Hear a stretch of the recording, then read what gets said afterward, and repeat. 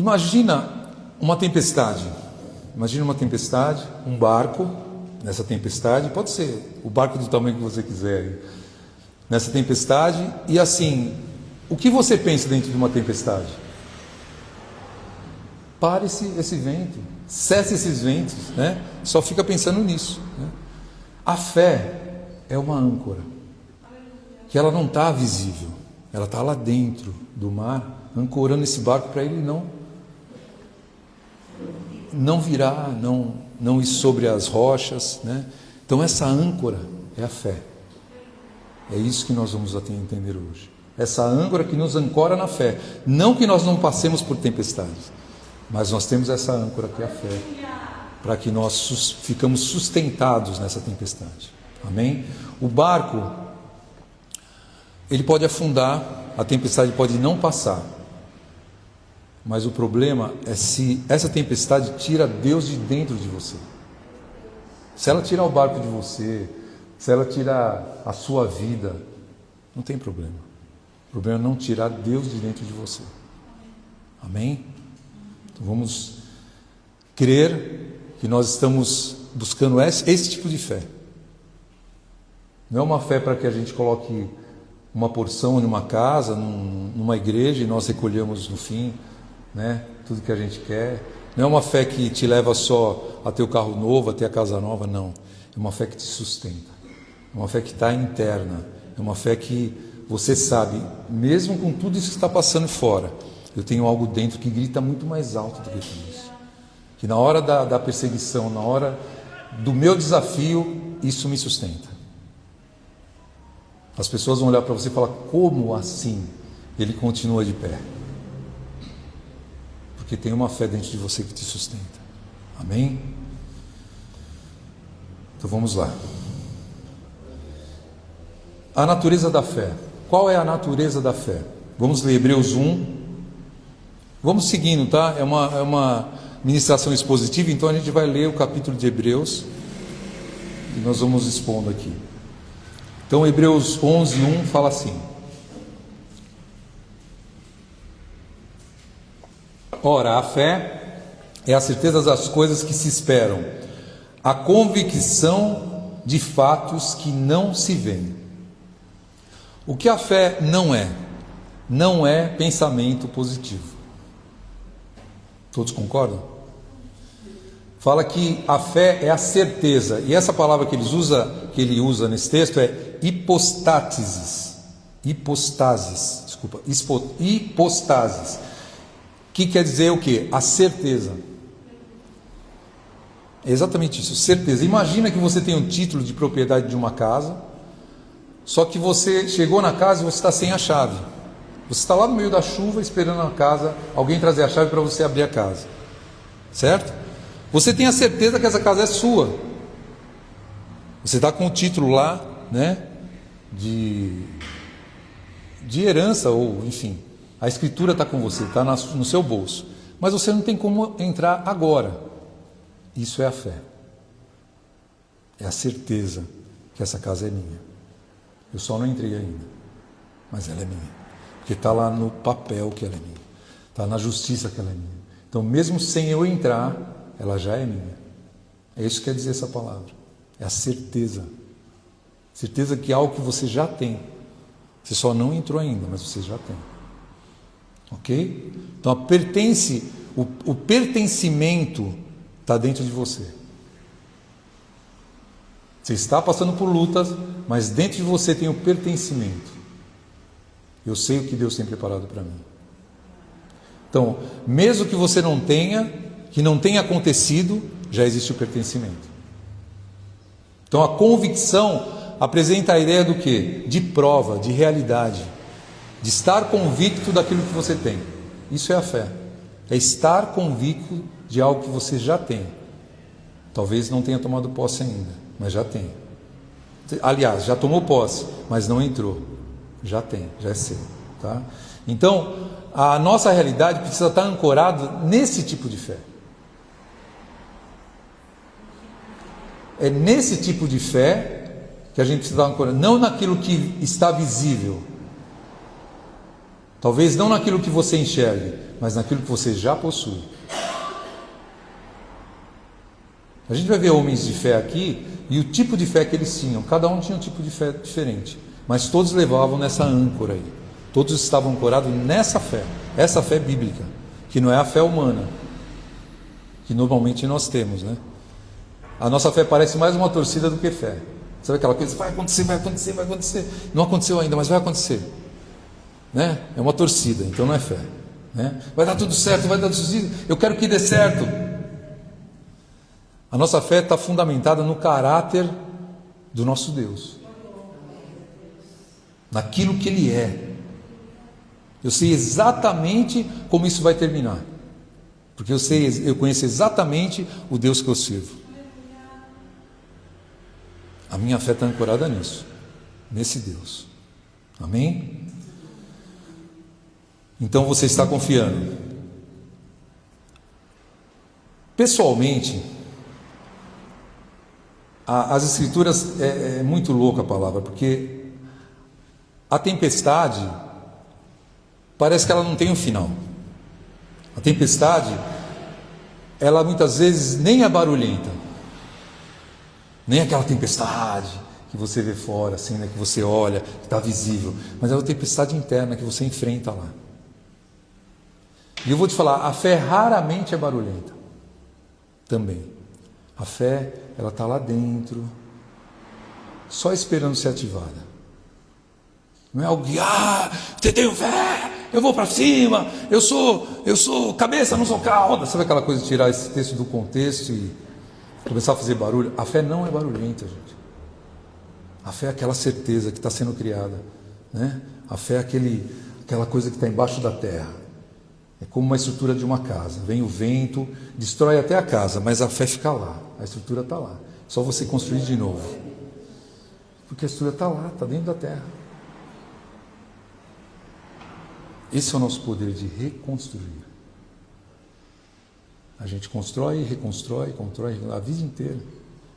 E glória a Deus por isso. A gente não está esperando algo que seja permanente. Não. A gente sabe o que é permanente é a nossa fé. Está lá dentro da terra. E que ventos não vai abalar. Amém? Porque a minha fé está em alguém que eu creio e eu conheço. Hebreus 11:2 fala assim: pois pela fé os antigos obtiveram bom testemunho. Então a gente vai olhar para os antigos, que fala aqui a palavra. Se você olhar para Abraão, Sara, Moisés, Davi, toda essa galera, eles eram homens comuns, que falhavam. Eles falhavam, que entravam em contradições. A gente muitas vezes olha para esses homens e acha que eles eram os the best, né? Mas você tem que entender que nós precisamos avaliar não a vida deles pelo desempenho deles, não porque eles desempenhavam muito bem, não, a gente tem que olhar porque eles conseguiam voltar ao Deus deles. Eles caíam, mas eles voltavam. Isso é fé. Não é a queda, eu caí, então não consigo mais voltar. Não, você caiu e vai cair outras vezes, mas você vai conseguir voltar. Então, conseguir voltar, isso é fé. Isso é fé. Então esses homens, eles tinham vida normal, eram homens como você e eu. Por isso que Jesus fala: vocês poderão fazer obras maiores ainda, porque o mesmo Espírito que estava em Cristo está em nós.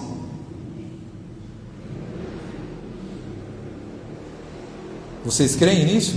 Sim. E muitas vezes a gente fala assim: a minha vida está tão fragmentada, eu estou tão detonado, que será que ainda pode haver significado para mim?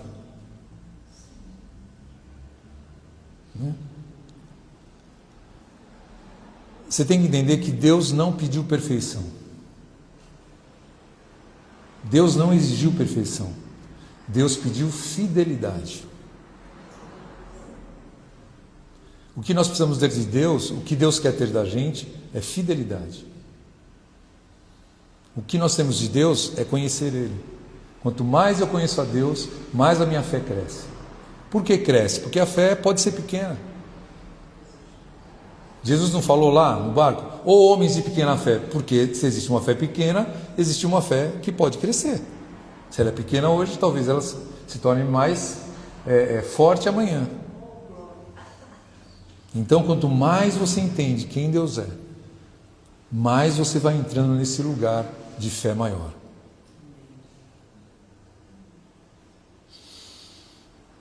A fidelidade é o que, gente? Continuar confiando. Isso é fidelidade. Fidelidade não é fazer tudo certo. Não, eu sou fiel ao meu Deus, por isso eu faço tudo certinho. Não. Fidelidade é continuar confiando no Deus que você serve.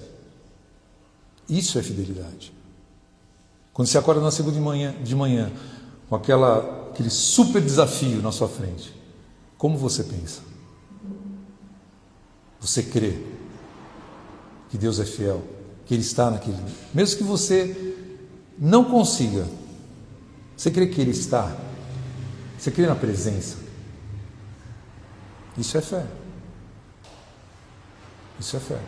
Fé não é você esconder o câncer e falar que o câncer é um machucadinho. Não. Fé é entender que existe a tempestade, que existe o câncer, que existe... Está lá. Mas existe algo dentro de você que é maior do que aquilo. É uma fé real. Isso é uma fé real. Isso é uma fé real. Hebreus 11:3 fala assim: pela fé entendemos que o universo foi formado pela palavra de Deus, de maneira que aquilo que se vê não foi feito do que é invisível, do que é visível. Então Deus falou algo do nada, Ele criou tudo do nada. Você entende isso? A palavra que ele usa aqui é catartizo, que dá uma ideia de organização. Ou seja, as realidades que estão visíveis, elas são moldadas. E por quê? Por uma realidade invisível, que é a fé.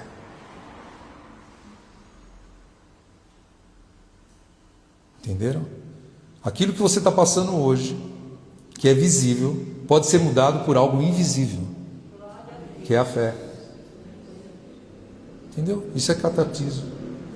Você pode alinhar, porque só havia o quê? No Gênesis só havia escuridão, trevas, e aí mudou, porque o haja luz chegou. Amém? O universo responde a uma palavra.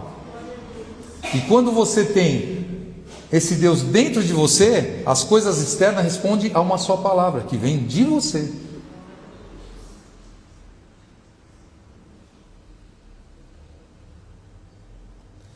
É ruim falar isso numa pregação, mas é muito louco isso, né, gente?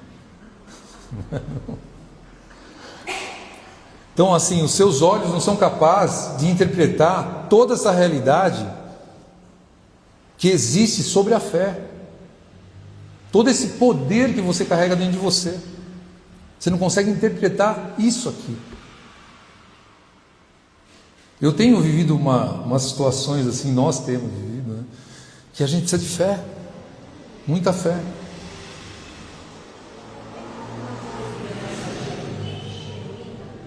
Confiança genuína. A fé, você confia. Confiar, a gente tem que entender essa palavra. Confiar não é assim...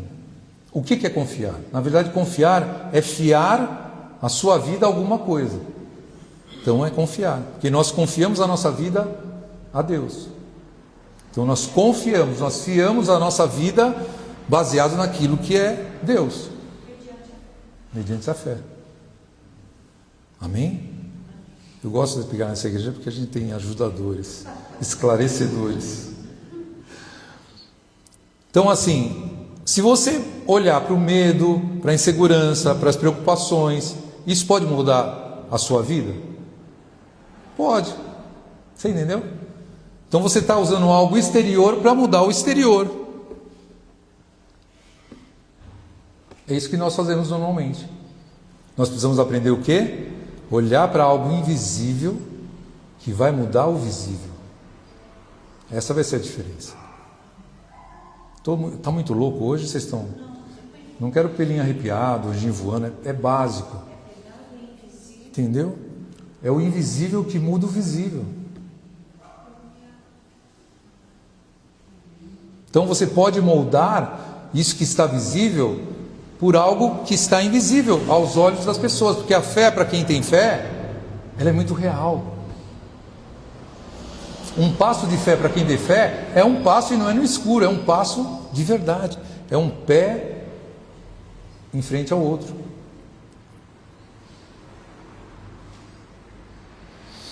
Então essa fé se torna uma força invisível que reestrutura toda a história da sua vida. E a gente precisa procurar isso. Essa fé que vai reestruturar toda a história. A gente vai ver homens aqui que pela fé fizeram coisas que, pela fé, não foi porque eles eram diferentes. Vamos ver um aqui? Hebreus 11:4 fala assim: pela fé Abel ofereceu a Deus um sacrifício superior ao de Caim. Então, o que é aqui? Deus dá testemunho dos dons de Abel aqui. E por meio dela, depois de morto, ainda fala.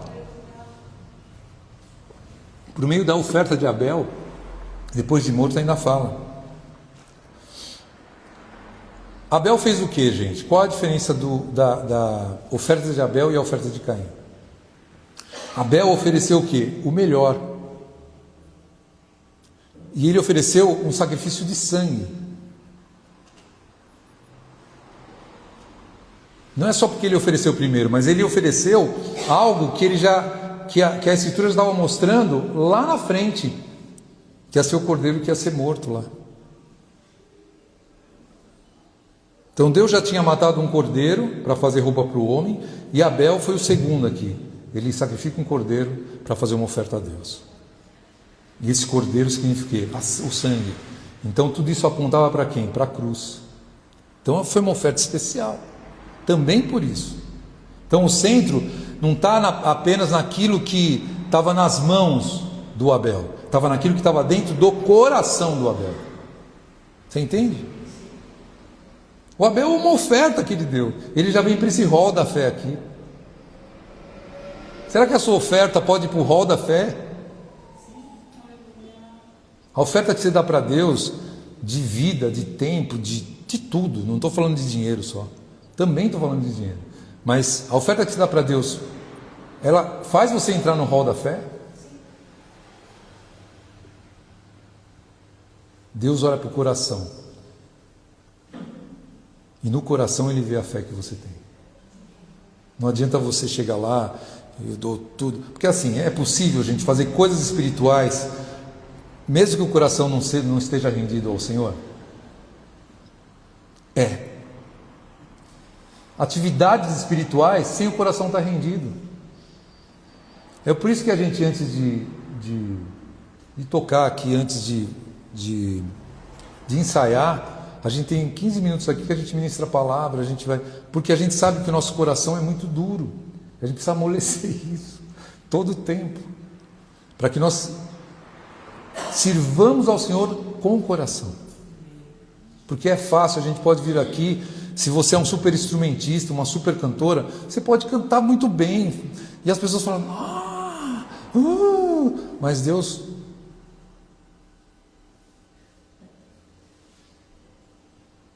não fez diferença. Entendeu? Então é isso, o coração é a verdade de Deus. O coração é o que Deus vê. A gente precisa entender isso muito bem, muito bem. Então devoção sem fé é decoração. Fé sem devoção é barulho.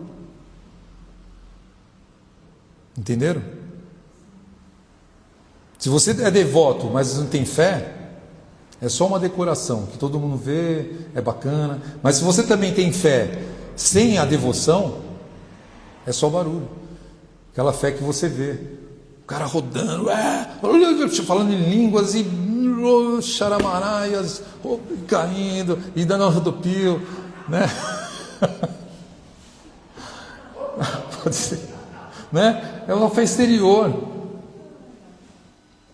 Então a justiça, gente, de Deus, a visão de Deus não está no seu desempenho. Não está. Não está. Está no seu coração. E aqui fala que Abel morreu, mas o testemunho continuou. Então a fé dele fez com que o tempo não conseguisse silenciar o tipo de fé que ele tinha. Nem o tempo. Quantos mil anos aconteceu isso aqui, gente? E ainda a fé dele, a oferta dele ainda clama. Que fé é essa? É uma fé simples. Está vendo? Quando eu falo que fé é essa, eu entono, você acha que você já olha para cima? Não, olha para baixo. É uma fé simples. A gente vai ver fé básica aqui, né? É uma obediência pequena, que está nas suas mãos fazer também, assim como ele. Assim como ele. Enoque, vamos falar sobre Enoque. Hebreus 11, 5.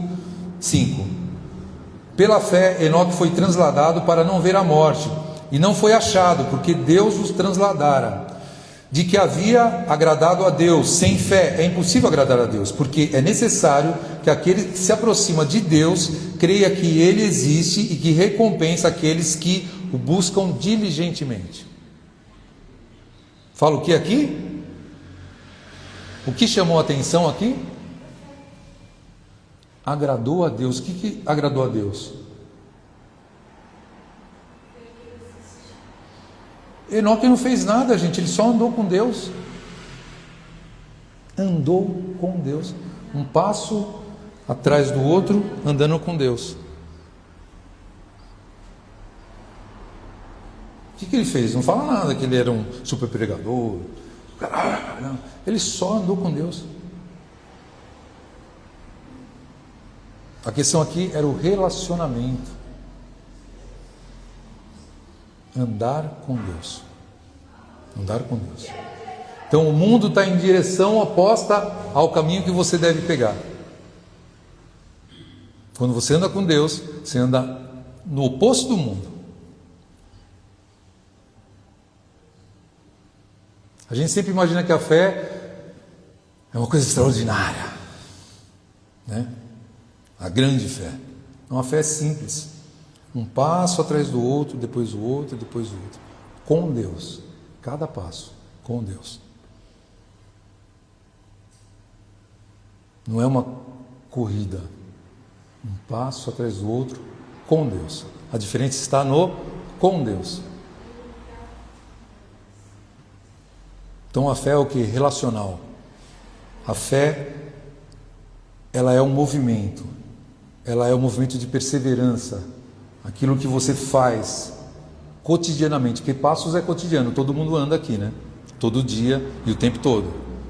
Então é isso, é o cotidiano, os passos, todos os passos, cotidianamente, com Deus. Quantos passos você deu hoje e quantos desses passos foi com Deus? Não responde rápido, você não pode responder. Esse passo foi honesto?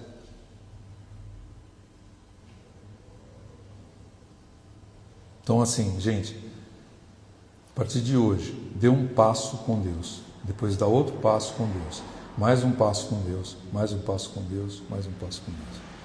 E vai indo, passo a passo, com Deus. Só isso. Simples. Noé. 11:7 fala assim: pela fé Noé, divinamente avisado das coisas que ainda não se viam, e sendo temente a Deus, preparou uma arca para a salvação da sua casa, pela qual condenou o mundo. Noé tornou-se herdeiro da justiça que vem pela fé. Então, Noé é interessante aqui, porque ele recebeu uma palavra sobre algo que não podia ser visto. A chuva não tinha caído ainda na terra. Isso é um dos pontos mais difíceis da fé, obedecer sem receber a confirmação visual.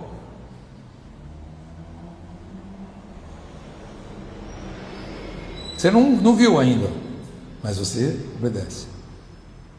E obedecer sem ver a confirmação visual, por um tempo longo, porque ele demorou 70 anos para construir esse troço aqui. Imagina 70 anos construindo um negócio, e todo dia alguém podia vindo lá e falar: meu Deus, meu irmão, o que você está fazendo? Um barco? Nem chove, o que você está construindo aí? Isso não foi 70 dias, não foi 70 horas, não foi 70 semanas, 70 anos, décadas, décadas e décadas construindo. Sem ver a chuva, por uma palavra que veio do Pai e ele creu. Tem gente que fala: mas pastor, eu acho que eu não ouço a Deus, eu sou surdo espiritualmente. Não, irmão, Deus está falando com você. Você não ouve a Deus porque a voz do mundo é muito grande na tua cabeça. O mundo grita para você, e você não para um momento para ouvir o seu Pai. Porque na hora que você tem que ouvir o seu Pai, você fica falando. Pai, me dá isso, Pai, me dá aquilo, Pai, eu quero isso, Pai, eu quero. Pior do que o menino lá da Calói. Não esqueça da minha Calói, não esqueça da minha Calói. Os velhos conhecem isso, você não conhece. Você não sabe o que é, depois você pergunta para mim e eu te falo. Entendeu? Na hora que você precisa ouvir, você fica falando. A hora da oração é a hora de uma via de mão dupla. Você ouve e você fala. Entendeu?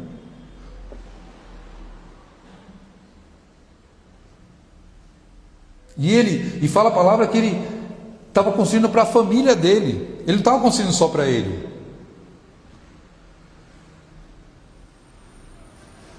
Tudo que você constrói com fé, você não constrói só para você.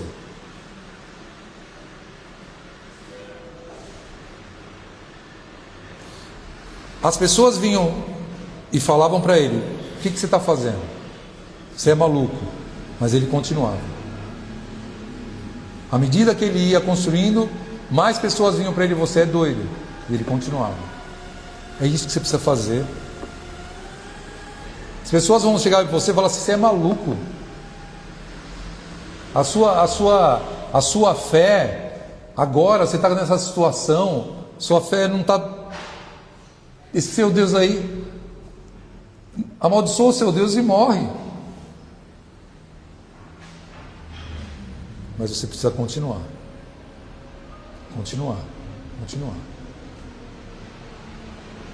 Mesmo que você não veja, continua. Só para se Deus pôr a mão no seu peito e falar assim: para.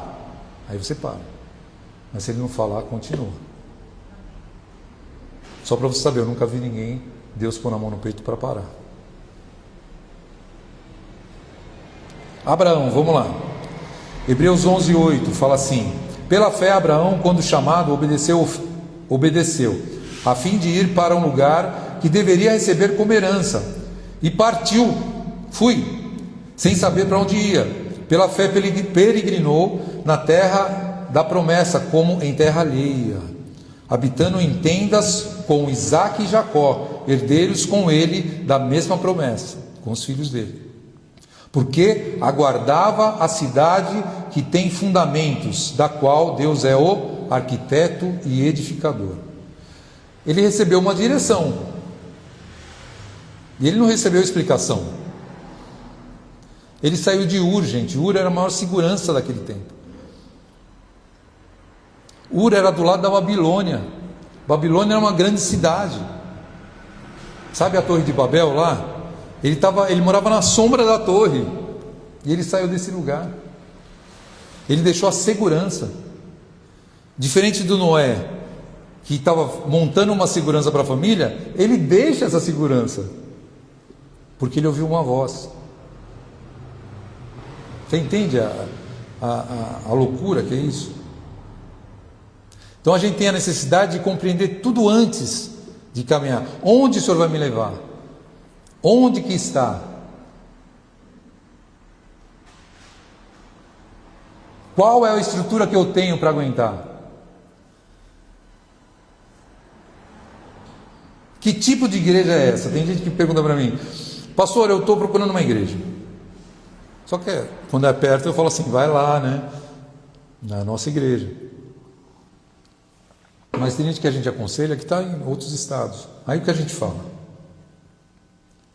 Muitos falam assim: procure uma igreja que é próximo da palavra, não próximo da sua casa.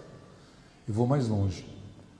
Procure uma igreja que precise de você. Não adianta você passar numa igreja, parede preta, luz, negócio bombando, um monte de gente, um monte de... Não, você tem que... de obreiros. Você tem que procurar uma igreja que precisa de você, uma igreja que tenha necessidades. Seja bem-vindo. Né? Você precisa de uma igreja que tenha necessidades, para que você seja útil.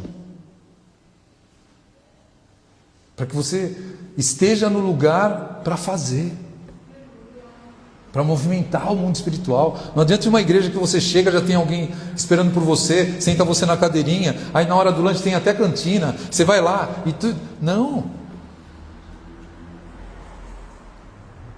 Tem até o cara para puxar a cadeira quando você sai da cadeira.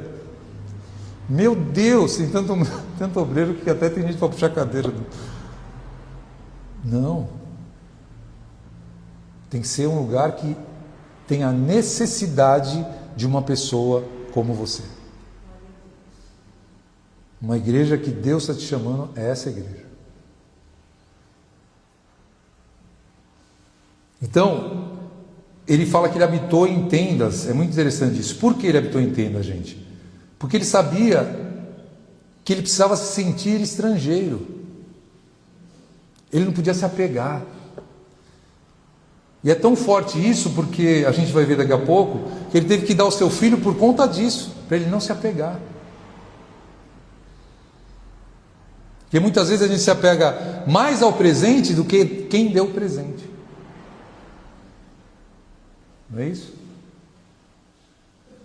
A gente olha mais para o presente dado do que quem deu o presente. Acontece muito com criança isso, né? E muitos de nós ainda somos crianças, na fé. A criança, você dá o presente, ela sai correndo, ela não vai te abraçar. Fala: ô pai, pô pai, obrigado, cara. Obrigado, você é um cara, eu sei que você trabalhou, você suou. Meu Deus, obrigado. O que eu posso fazer? Eu vou chorar, pai. Eu vou chorar de emoção, pai. Nada. O menino ganha o videogame, sai correndo. Ganhei! Não importa, ninguém deu. Se for um estranho, ele não está nem aí. Nós somos crianças. Então, Deus deu o que para Abraão? Nada visível. Deus só deu a direção. Não deu nenhuma explicação. Só falou: vai. E Abraão falou: fui. Simples assim. Você está pronto para ter esse tipo de fé? Ele não confirmou a direção. Falou: vai indo aí. Vai indo aí. E ele foi. E a Sara que estava junto com ele? Vamos ver a Sara aqui. Hebreus 11:11 fala assim: pela fé também a própria Sara recebeu poder para conceber e deu à luz um filho, sendo já avançada de idade, porque considerou fiel aquele que lhe havia feito a promessa. Pelo que também de um, e esse já amortecido, descenderam tantos como as estrelas do céu. Ele recebeu, na palavra no grego fala dinamis, ela recebeu dinamis. Tem a ver com dinamite, né? Com explosão, com poder, né? Mas Sara, a princípio, ela riu. Quando os anjos chegaram lá na tenda de Abraão e eles falaram que Sara teria um filho, ela riu. Isso quer dizer o quê, gente? Que não importa como a sua fé comece, mesmo que seja num risinho. Eu não acredito muito, mas eu vou fazer um teste aqui, vou dar uma oportunidade para Deus. Começa. Dá um passo de fé. Um passo, outro passo, com Deus. Amém? E ela recebeu, ela estava estéril. Naquela época estéril não era igual hoje. Ah, está estéril, vai fazer tratamento e vamos ter um filho, né? Barriga de aluguel, tem um monte de formas aí. Ou adotar uma criança, que é ótimo. Sabe que adotar uma criança é parecido com o que a gente recebeu de Deus, gente? Só um parênteses aí. Quando Jesus abre um caminho para nós, na verdade ele abre um caminho de adoção. Nós somos filhos adotivos de Deus. E sabe que uma pessoa que adota, a responsabilidade dela é muito maior. Porque a pessoa que nasce de você, você tem responsabilidade de pai, é do sangue do seu sangue, mas uma pessoa adotiva, você tem que empenhar não o coração só, você tem que empenhar a palavra com ela. Você tem que falar para ela: eu vou cuidar de você. Até hoje você não foi cuidado, agora você tem quem cuida. Não importa como você veio, se tem heranças espirituais, enfim, se está cheio de craca, não importa, eu vou cuidar de você. A adoção é muito louco, é muito bom, muito espiritual. Fecha parênteses. E nós, assim como Sara, muitas vezes a gente desiste. Por quê? Porque a gente acha que o corpo já não vai rolar. Sabe aquela coisa: eu não sonho mais com aquele sonho que eu sonhava. Eu não coloco mais em oração aquele sonho que eu sonhava. Eu não busco nas madrugadas como eu buscava. Eu não coloco na minha relação de pedidos como eu colocava. Você já está se sentindo com o útero parado, como se já tivesse morto, amortecido, como diz a palavra, né?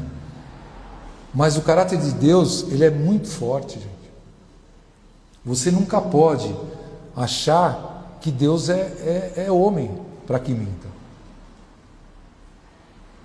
Nem filho do homem para que se arrependa. Se você está sobre essa terra, você está porque Ele quis que você tivesse. Você não está, como nós sempre falamos, você não está nessa terra para buscar um propósito. Você está nessa terra porque você tem um propósito. Você entende isso? Você entende isso? Amém. Então a gente desiste muitas vezes porque a gente não consegue ver. Você não precisa ver, você precisa crer. Você precisa crer. Então muitas vezes você já não ora, você já não busca. Não subestime o seu Deus. Ele tem o poder de ressuscitar até ventres que estão mortos. Até a biologia Ele vai mudar para te dar. Amém? Você crê? Nunca subestime a Deus. Fala também que eles eram peregrinos. Vamos ler, Hebreus 11:13. Fala assim: todos esses morreram na fé sem terem recebido as promessas. Viram-nas de longe e foram persuadidos delas, e abraçaram-nas, e confessaram que eram estrangeiros e peregrinos na terra, porque os que diziam tais coisas manifestam claramente que buscam uma pátria. E se na verdade se lembrassem daquela de onde haviam saído, teriam oportunidade de retornar, de voltar. Mas agora desejam uma melhor, isto é, a celestial. Pelo que também Deus não se envergonha deles, de se chamar seu Deus, porque já lhes preparou uma cidade. Aqui está falando, gente, não sei se vocês entenderam, homens e mulheres que não receberam a promessa. Você entende isso? Eles viram de longe, não é assim que o texto fala? Não receberam a promessa. Ou seja, o tempo físico deles não se apropriou da promessa. Mesmo assim, eles continuaram crendo. Isso é fé. Você está disposto a ter uma fé que mesmo você morrendo e você não veja, você continua com essa fé? Você vai morrer com essa fé? Então, assim, gente, eu entendo o seguinte, que fé é maior do que o nosso tempo de vida. Esse é o tipo de fé que a gente tem que procurar. Uma fé que seja maior do que o seu tempo de vida.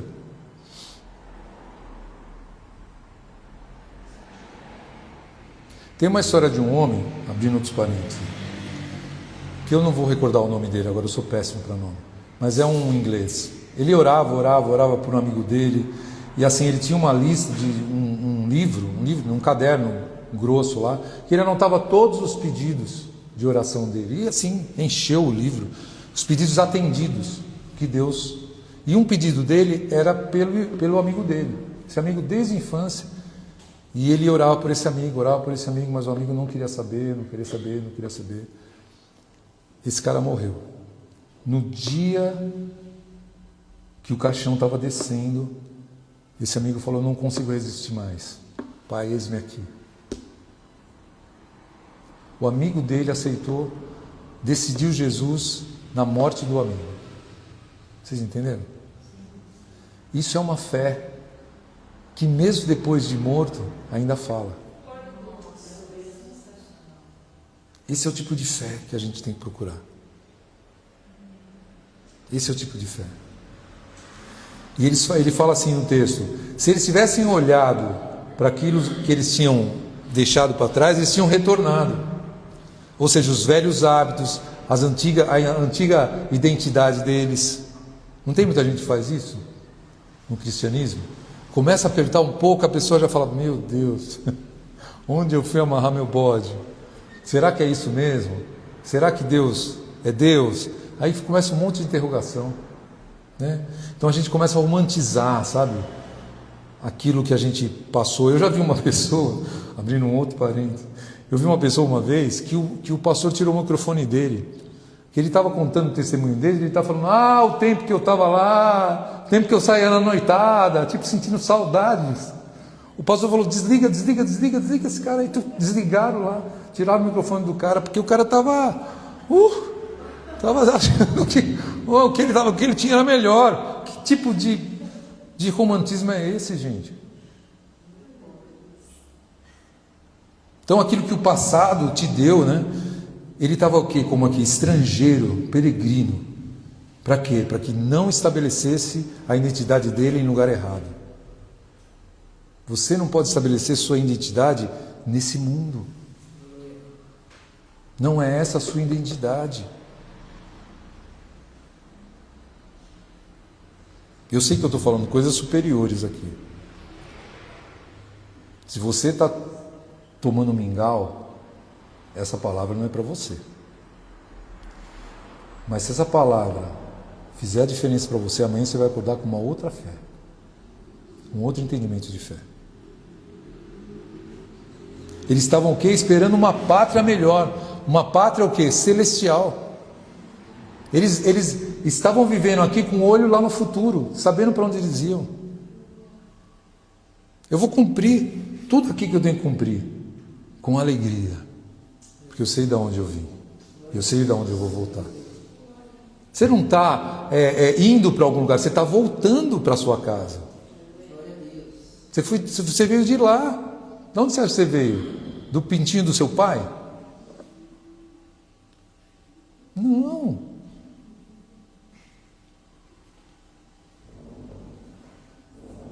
Você precisa treinar a sua mente a não voltar para o passado.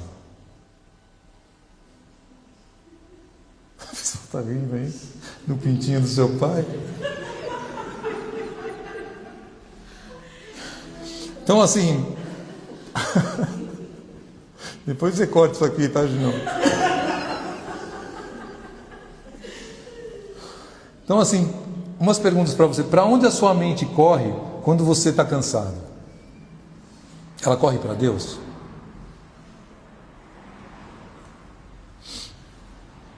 Para onde sua mente corre quando você entende que Deus já te chamou para um lugar e você não foi? Você tenta disfarçar? Tipo assim, nem ouvi. Passa, sabe, assim, Deus falou, mas eu nem ouvi.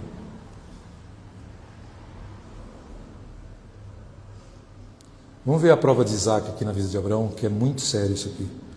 Hebreus 11:17 fala assim: pela fé, Abraão, sendo provado, ofereceu Isaac.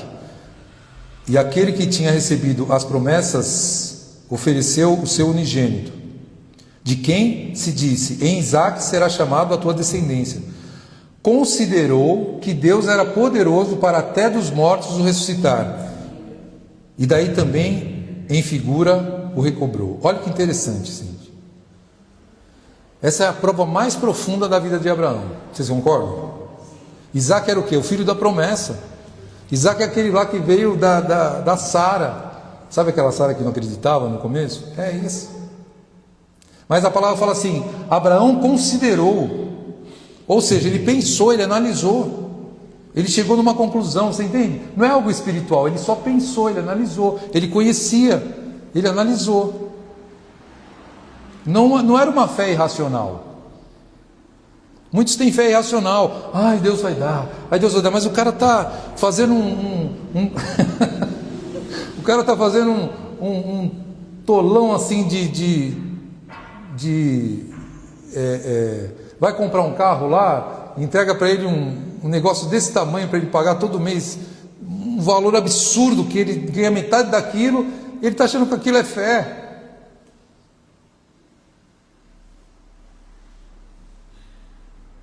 Aquilo é o diabo que deu para ele. Ele recebeu do diabo. Então isso não é uma fé. Isso não é uma fé. Isso não é uma fé. Um carnezinho de 80 folhas de 10 mil por mês. Meu Deus, está morto. Se ele conseguir chegar na terceira, a gente já dá um aleluia para ele. Então, assim, esse cara analisou. Abraão, ele fez o que, gente? Ele considerou. Você entende? Ele pensou. E é isso que Deus fala para a gente precisa ter uma fé racional. Não é racional de ser frio, não. Racional de entender quem é o seu Deus. Entender aquilo no momento que você está, entender aquilo que você vai ser aperfeiçoado ainda, porque tem muita coisa para ser aperfeiçoado. Entender aquilo que Deus quer para você. Talvez ele não queira um carnezinho de 80 folhas, talvez ele te dê um de 5, em um valor um pouco menor. Tudo bem, aí eu aceito. Mas ele sabia que aquilo lá, ele não sabia que era um teste, porque aquilo era um teste. É aquilo que eu falei, para que ele não olhasse para a bênção, mas olhasse para o abençoador. Era um teste que Deus estava fazendo com Abraão. Vamos ver até que ponto esse menino aí vai, esse meu filho vai. Mas Abraão considerou, falou assim: se Deus me deu, e ele falou que eu tirei a descendência a partir dessa promessa que é o Isaac, ele é poderoso para ressuscitar. Olha a conclusão, bingo, vamos lá, vamos matar esse cara. Simples assim. Eu acho que ele foi assim sem, não tremeu, porque tem gente que acha que Abraão tremeu. Não, ele considerou, considerou, caiu a ficha, vou matar. Deus foi tanto assim que Deus falou: não, para. Deus teve que falar para ele parar, senão ele ia fazer o negócio mesmo. Ele não tinha dúvida, porque ele concluiu, ele considerou, ele concluiu que era isso aí mesmo. A certeza das coisas que se esperam. E o que apontava isso aqui? Para a cruz. Aquilo que você recebe de Deus, você não pode começar a amar mais do que o seu Deus. Se você está amando mais, a sua oração tem que ser essa: Pai, tira esse negócio daqui. Eu estou me apagando demais.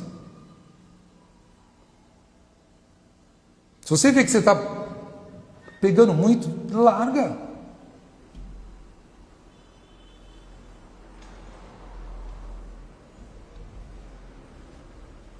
A bênção pode ocupar o lugar do abençoador, se você não tomar cuidado. Cuidado. E fé, gente, não é ausência de medo. Você faz mesmo com medo. É obedecer enquanto se treme. Sabe? Mas eu obedeço, eu vou para cima. É assim. A gente anda, a gente marcha. Não anda, não dá para andar, né? Nesse momento que você está com tremor, você marcha, porque andar, se você for andar, você cai. Então você tem que marchar, pisar firme, pisar firme. Você não precisa compreender o que ele está fazendo, você precisa entender quem ele é. Não precisa compreender o que ele faz. Tem coisa que Deus faz que é maluco, é coisa louca. Mas eu sei quem Ele é, eu conheço meu Deus. E aí eu vou. Então a fé madura, ela não precisa fingir que ela entende as coisas. A fé madura, ela toma posse e vai. Ela não entende muitas vezes, mas ela vai e faz. Amém? Então assim, não é confortável não. Ter uma fé dessa não é confortável não. Hebreus 11:20 fala assim: pela fé Isaac abençoou Jacó e Esaú, no tocante às coisas futuras. Pela fé Jacó, próximo da morte, abençoou cada um dos filhos de José e adorou, encostado sobre a extremidade do seu bordão.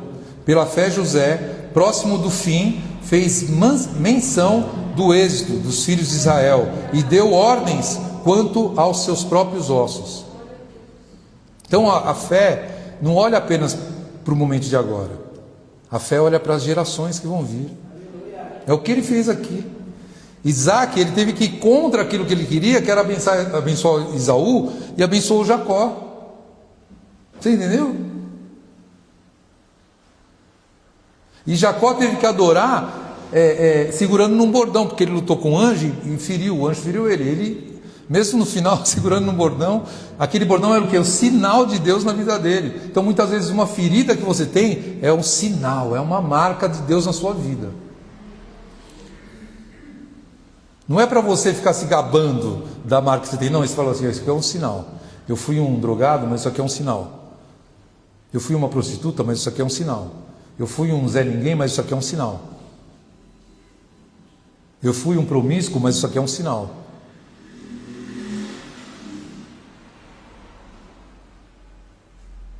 A ferida não é fraqueza, gente. É isso que ele está falando aqui.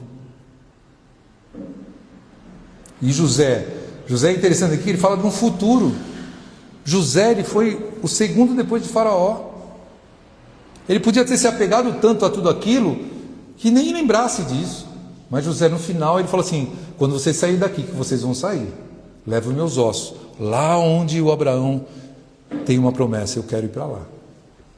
Eu não vou em vida, mas meus ossos vão. Isso é fé. Você pensa assim para a sua geração? Você pensa assim: meu filho pode nem decidir Jesus hoje, mas um dia ele vai olhar para isso aqui e vai falar: meu Deus, meu pai ralou o joelho e eu fui alcançado. Mesmo que você não veja, a fé prepara o caminho, entendeu? Para os outros. A fé que você tem hoje está preparando o caminho para os outros. Tem muita gente que fala: não, ensine o seu filho no caminho que ele deve andar, como se eu tivesse enchendo um moleque de palavra. Eu fiz isso com um filho meu. Ele desvirtuou tanto que nem queria saber mais de Deus. Glória a Deus que voltou depois. Mas eu fiz isso. Um erro. Na verdade, ele está vendo o que você é. A sua fé. Não inserir nele uma fé que não é dele. Sua filha está olhando para você. Ela está vendo que você vem aqui, que você se doa. Tudo isso ela está vendo.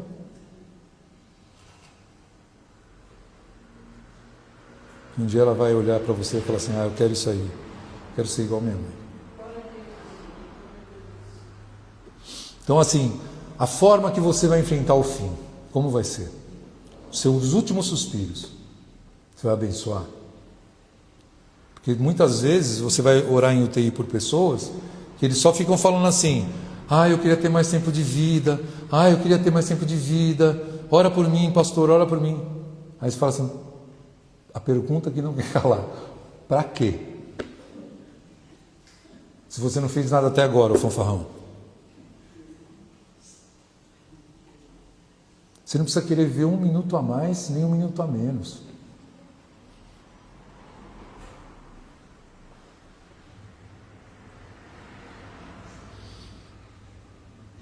Então, no final, o que a sua fé vai dizer? Não só os seus lábios, mas o que a sua fé vai falar. O que a sua fé vai falar? Moisés e a visão do invisível, para a gente terminar aqui.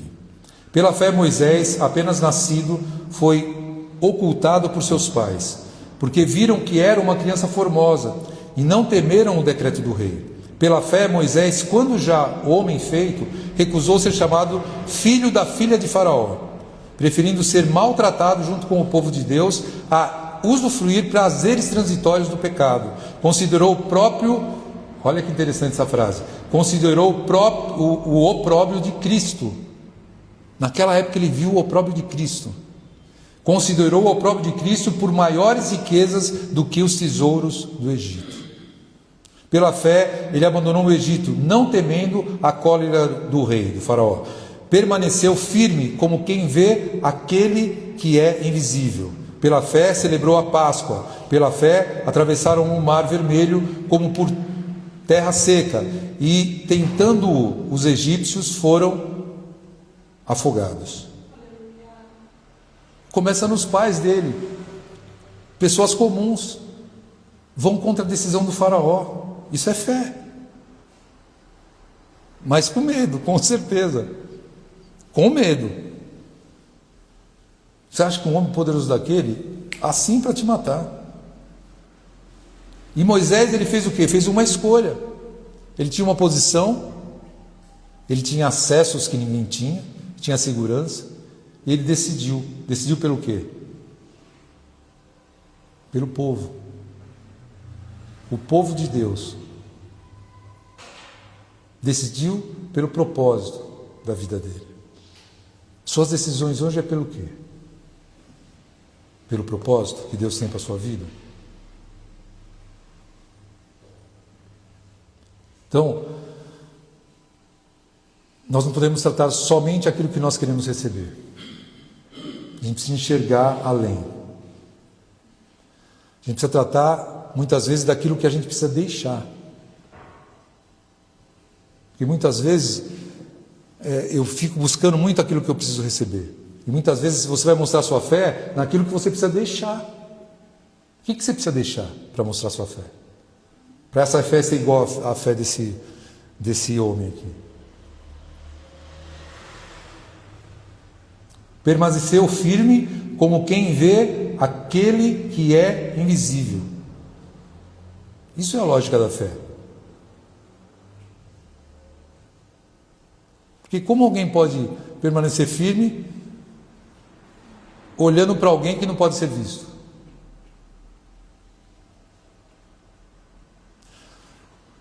A fé, ela não tira o medo. A fé, ela destrona o medo. Ele perde a força. O medo vai dentro do carro com você, mas ele não vai no volante. Entendeu? Quem guia é você. A fé é essa ousadia desse cara aqui. A fé é essa ousadia. Amém? Só um último aqui, só para a gente. Agora é o último. Tem vários aqui, eu queria falar de todos. Jericó, Raabe e os heróis aqui, vamos lá. Que são imperfeitos, né? Heróis imperfeitos. Hebreus 11:30. Pela fé ruíram as muralhas de Jericó, depois de rodeadas por 7 dias. Pela fé, Raabe, a prostituta, não pereceu com aqueles que não creram, depois de ter recebido os espias em paz.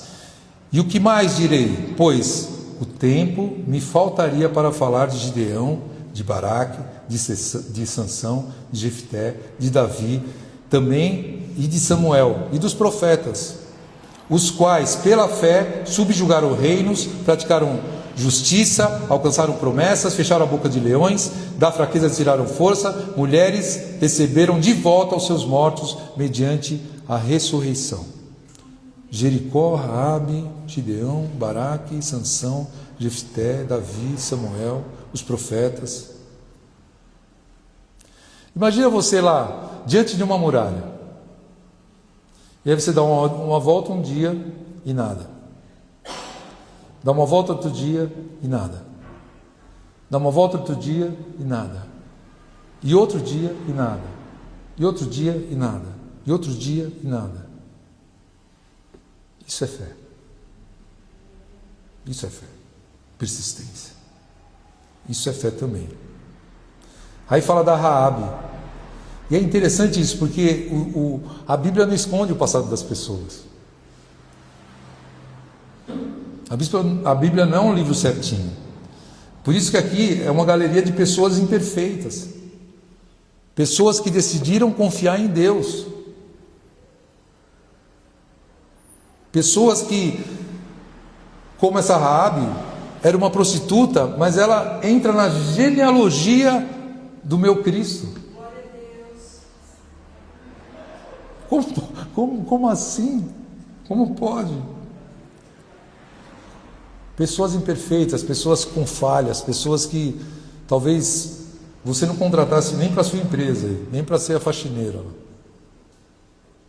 Talvez uma igreja hoje fosse contratar a Raabe, falar, pode entrar, fala, não, aqui não, vou contratar essa mulher aqui não. E fala que da fraqueza tiraram força, ou seja, eles eram fracos. Por quê? Eles buscaram a fortaleza onde? Em Deus. Você ficou com esse pensamento, será que isso aí que o pastor está falando é real? Será que eu posso negar assim meu passado?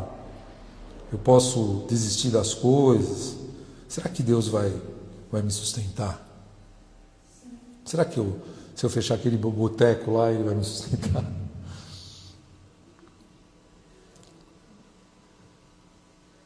Será? Deus é seu Pai. Ele não vai deixar você sem. Tem um lugar que Ele quer te colocar que é muito, você nunca sonhou, nunca subiu ao seu coração, nunca passou pela sua mente aquilo que Ele tem preparado. E você está demorando. Faça igual esses homens aqui, ó. Noé, fica lá, sabe? Vai para cima, vai construir o seu barco. Abraão, deu direção, anda lá.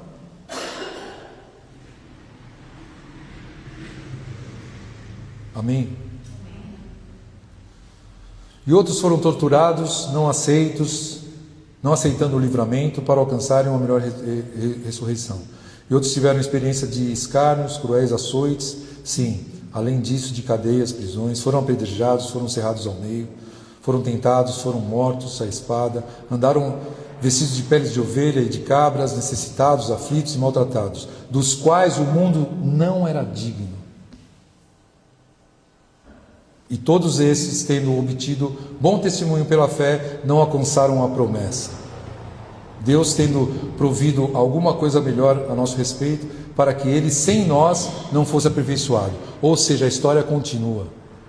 Esses homens, eles tinham fé, eles morreram pela fé deles, mas a história continua. Deus tendo provido alguma coisa melhor a nosso respeito, para que Ele, sem nós, não fosse aperfeiçoados. Ou seja, você faz parte de uma grande trama, de um grande, vamos dizer assim, de um tapete grande, em que você é uma parte dessa trama, dentro desse tapete.